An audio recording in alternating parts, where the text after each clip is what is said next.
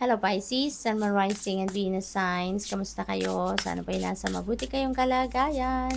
Welcome back po sa Star Tarot. Kung bago kayo dito, welcome din kayo. Thank you sa inyong support.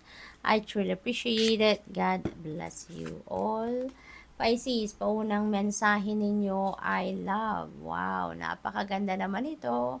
Napaka-vibrant ng card, napaka-vibrant ng energy na lumalabas dito. So maybe ganun din kayo ka-excited, ganun din kayo ka-vibrant.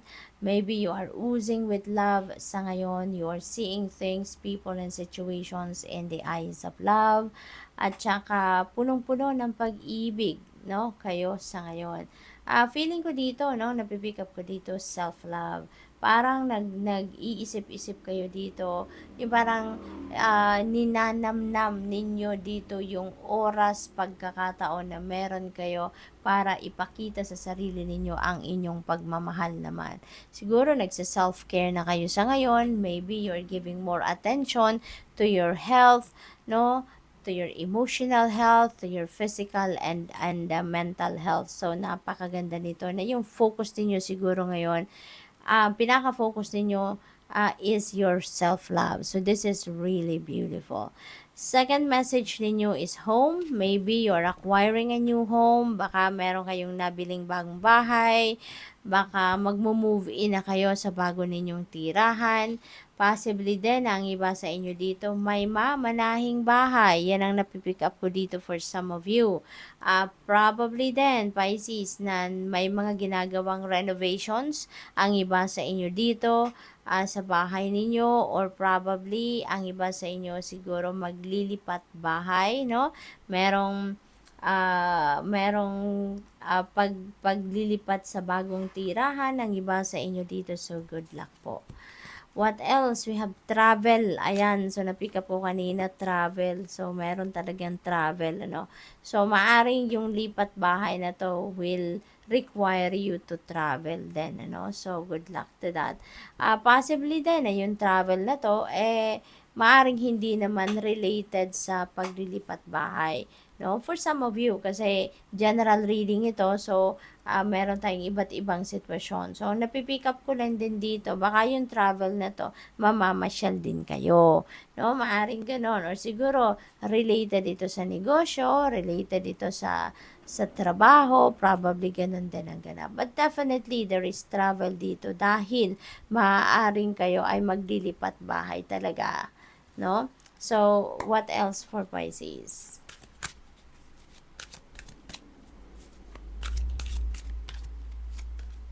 We have Sword the Light, Speak Your Truth. Ito yung pinakamahalaga din. Isa sa mga pinakamahalagang bagay sa buhay natin, yung magsalita tayo ng kung ano lang ang katotohanan, okay? Or kung ano yung totoong nasa saloobin ninyo, totoong yung laman ng isip ninyo, no? So, speak your truth dahil importante yan sa, lalo-lalo na sa kahit anumang klaseng relationship. You should be honest, you should be authentic to yourself, no? Napakahalaga nun na kung ano yung nasa loob ninyo, nasa laman ng isip ninyo, yun ang sabihin ninyo, no? So, what else? We have Angel Aura Quartz, lighten up. Okay? Pisces, lighten up. Kasi parang siguro mabigat ang inyong pinagdaanan. Maaring nagagaling kayo sa isang sitwasyon na na-stress kayo, napagod kayo, physically, mentally, and emotionally. Naging kayo, exhausted kayo, no? Kaya lighten up. Alright? Panahon din ngayon para mag-unload ng stress. Panahon ngayon para mag-unload kayo ng negative energies sa inyong katawan. Kung ano man nung nagpapabigat sa buhay ninyo, as much as possible, tanggalin nyo na yan. No, lalo na yung mga problema na yan, just lift it all up to God, lift it all up to the universe, at makakaasa kayo na magiging magaang ang iyong pakiramdam. Okay? So, what else? We have Unakite, live in the now. Alright? So, maaari ang iba kasi sa inyo dito, you're still focused on what is done. Kung ano yung tapos na, ano yung nakaraan na, maaaring nandun pa rin ang isip at damdamin ninyo. Malaki pa rin siguro yung impluensya ng inyong mga nakaraang sitwasyon sa buhay ninyo sa ngayon. Kaya siguro, nai-stress pa rin kayo, 'di ba?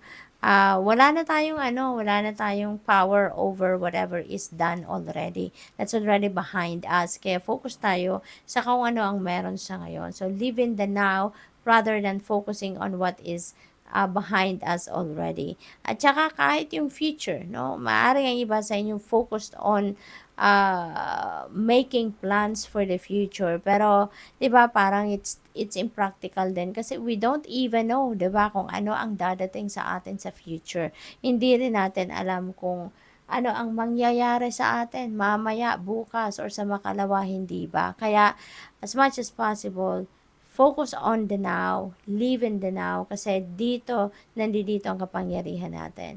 This is the most powerful time din kasi meron tayong magagawa sa ngayon, 'di ba? Meron tayong magagawang pagbabago sa buhay natin, meron tayong magagawang changes, mapapaganda natin ang ating sitwasyon, mababago natin ang ating sitwasyon, 'di ba? So, good luck to that. So, tignan natin kung ano pa ang ganap for Pisces.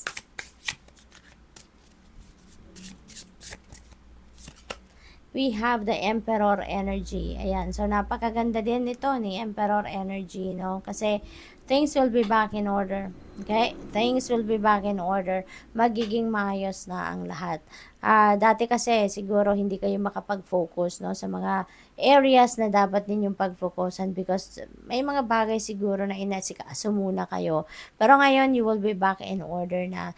You will be reorganizing your life ngayon, ano, mas aayusin nyo na ngayon ang mga bagay-bagay sa buhay ninyo, lalo-lalo na sa mga major areas, no, family and relationships, money, career, finances. So, yun ang kumukuha ng malaking oras ninyo, no, at magfo-focus kayo sa mga yan sa ngayon.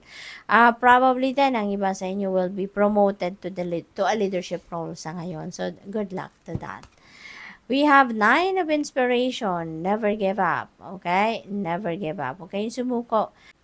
Kahit anumang klaseng mabigat na sitwasyon ang pinagdadaanan ninyo, isipin nyo na lang na laging may solusyon. Lahat ng problema, lahat ng challenges sa buhay natin, lahat ng obstacles, merong solusyon yan. There is always a way out, no? To those situations, kaya wag kayong sumuko. Continue to persevere, continue to stay on track, no? Dahil the universe is there, lagi tayong binabantayan. Alam ng universe kung ano ang kailangan natin, okay? So, what else? We have 10 of emotions. Napakaganda naman. Sa 10 of emotions, masaya. Masayang-masaya kayo dito. This is domestic happiness, domestic bliss. There is harmonious relationship within the family unit. Yung ganon. Magiging ano kayo dito? Magiging excited, masaya, kung ano siguro yung kailangan ninyo, kung ano yung mga gusto ninyo ng pamilya ninyo, ay maaring nandyan na, napoprovide nyo na. Kaya masayang-masaya ang bawat isa. Wala na ditong